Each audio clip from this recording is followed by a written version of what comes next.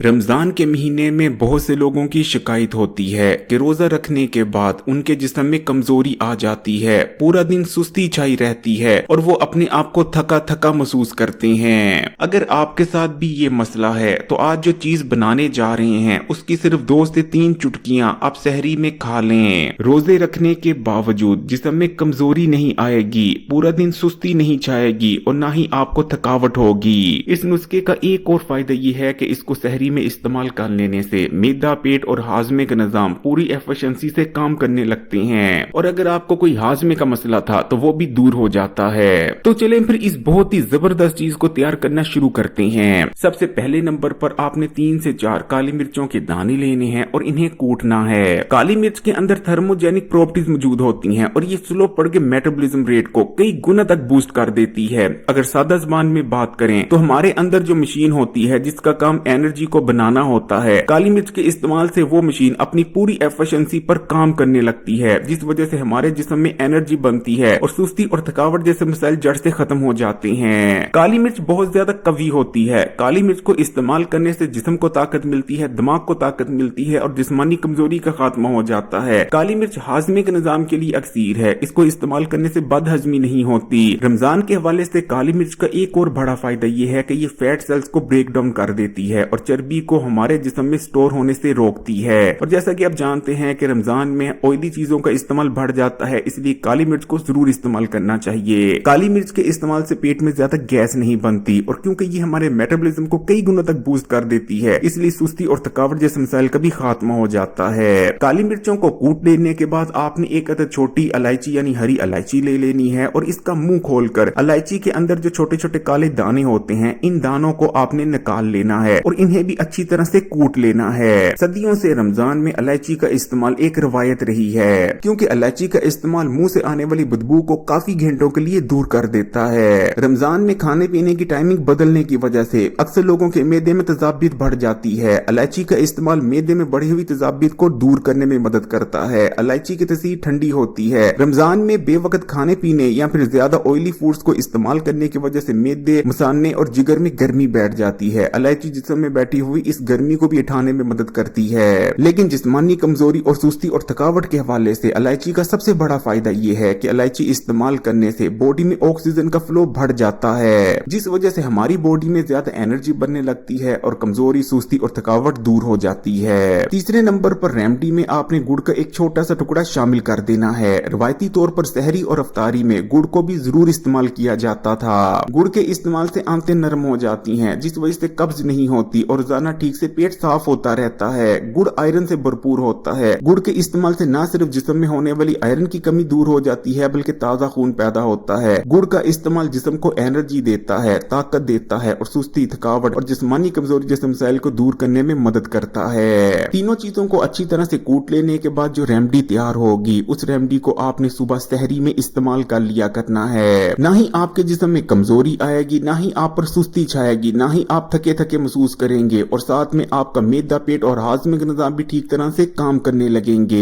इस रेमेडी को इस्तेमाल कर लेने के बाद आपके जिस्म में इतनी ताकत और इतनी एनर्जी आ जाएगी कि आपको महसूस ही नहीं होगा कि आपने रोजा भी रखा है। इस वीडियो को हर उस दोस्त के साथ शेयर करें जो रोजा रखने के बाद थक जाता है या कमजोरी महसूस करता है। वीडियो को लाइक भी कर दें और कमेंट्स में माशाल्लाह या सुभान अल्लाह भी जरूर लिखिएगा और मजीद वीडियोस के लिए Hakeem Ali health and beauty tips को सब्सक्राइब कर घंटी के आइकॉन को दबा दें।